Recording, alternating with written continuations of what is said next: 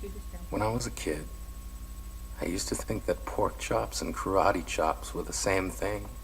I've not explained what we're doing today, have I? So, the reason you clicked on this video is because we are going to be watching some heartbreaking videos, apparently.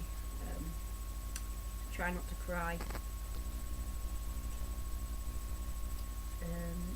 So yeah. I won't cry. I'm not gonna lie. But yeah. I thought they were both pork chops. And because my grandmother thought it was cute, and because they were my favorite, she let me keep doing it. Not really a big deal. One day, before I realized fat kids are not designed to climb trees, I fell out of a tree and bruised the right side of my body. I've never done I didn't want to tell my grandmother about it because I was scared I'd get in trouble for playing somewhere I shouldn't have been. A few days later, the gym teacher noticed the bruise and I got sent to the principal's office. From there, I was sent to another small room with a really nice lady who asked me all kinds of questions about my life at home. I saw no reason to lie. As far as I was concerned, life was pretty good. I told her whenever I'm sad, my grandmother gives me karate chops. This led to a full-scale investigation, and I was removed from the house for 3 days until they finally decided to ask how I got the bruises. News of this silly little story quickly spread through the school, and I earned my first nickname, Pork Chop. To this day, I hate pork chops. I'm not the only kid who grew up this way. Surrounded by people who used to say that rhyme about sticks and stones. As if broken bones hurt more than the names we got called, and we got to call them all. So we grew up believing no one would ever fall in love with us. That we'd be lonely forever. That we'd never meet someone to make us feel like the sun was something they built for us in their tool shed. So broken heartstrings bled the blues as we tried to empty ourselves so we would feel nothing. Don't tell me that hurts less than a broken bone. Pause, I know this is meant to be like all try not to cry and everything, but can we just take a moment to look at the editing skills? I mean, come on, like, this is class. If I could do this, then I'd probably still be on the same amount of subscribers right now. Yeah. Don't even know why I'm doing this, to be honest. That an ingrown life is something surgeons can cut away, that there's no way for it to metastasize. It does. She was 8 years old. Our first day of grade 3 when she got called ugly. We both got moved to the back of class so we would stop getting bombarded by spitballs. But the school... What are spitballs? We don't have them in England. I think it's just an America thing. And if you're American and you're watching this, please tell everybody the right way to say football. It's football, not soccer. Somebody may have, wrong phonics. Maybe need to go over the phonics again. It's foot, like F-U, foot, ball. Like, we need to work on that, Americans. It's not soccer! Balls were a battleground where we found ourselves outnumbered day after wretched day. We used to stay inside for recess because outside was worse. Outside we'd have to rehearse running away or learn to stay still like statues, giving no clues that we were there in grade 5. They taped a sign to the front of her desk that read, "Beware of dog." To this day, despite a loving husband, she doesn't think she's beautiful because of a birthmark that takes up a little less than half her face. Kids used to say she looks like a wrong answer that someone tried to erase but couldn't quite get the job done.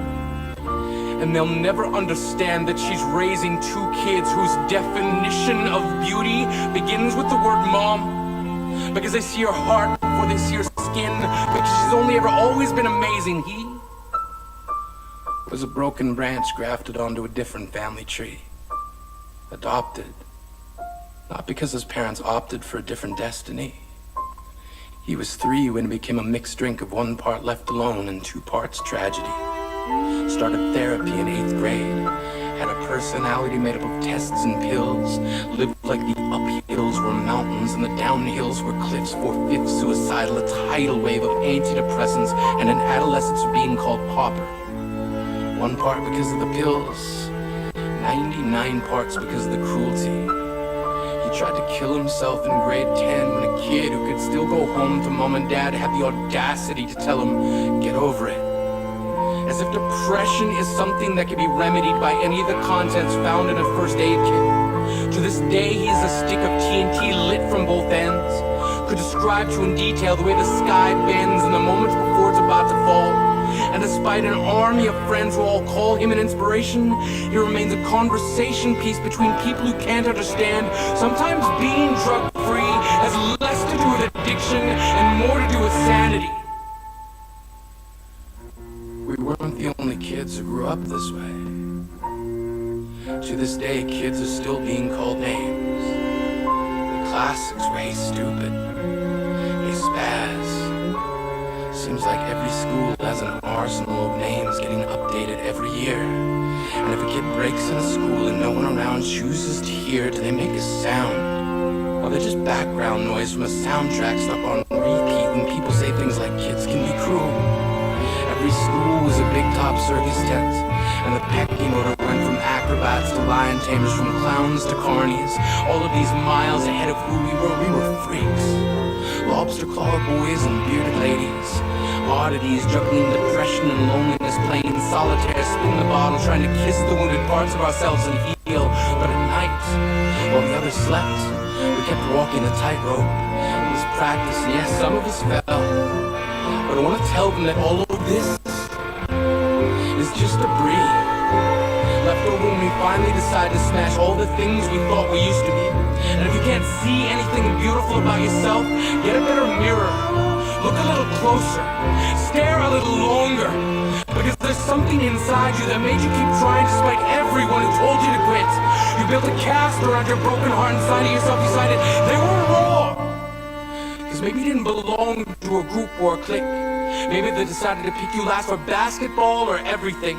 Maybe you used to bring bruises and broken teeth to show and tell but never told. Because how can you hold your ground if everyone around you wants to bury you beneath it? You have to believe that they were wrong. They have to be wrong. Why else would we still be here? We grew up learning to cheer on the underdog because we see ourselves in them. We stem from a root planted in the belief that we are not what we were called. We are not abandoned cars stalled out and sitting empty on some highway. And if in some way we are, don't worry. We only got out to walk and get gas. We are graduating members from the class of We Made It.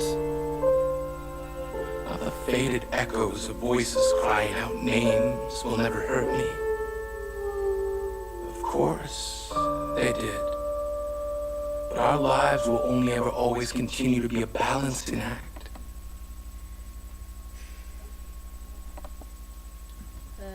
So yeah, that just happened. If you want to see me watch more heartbreaking videos like this one, then like, and if you get to 50 dislikes, then yeah, 50 dislikes will happen. Anyway, thank you for watching the video, and I have 55 seconds left to go downstairs and eat some chicken. Anyway, thanks for watching.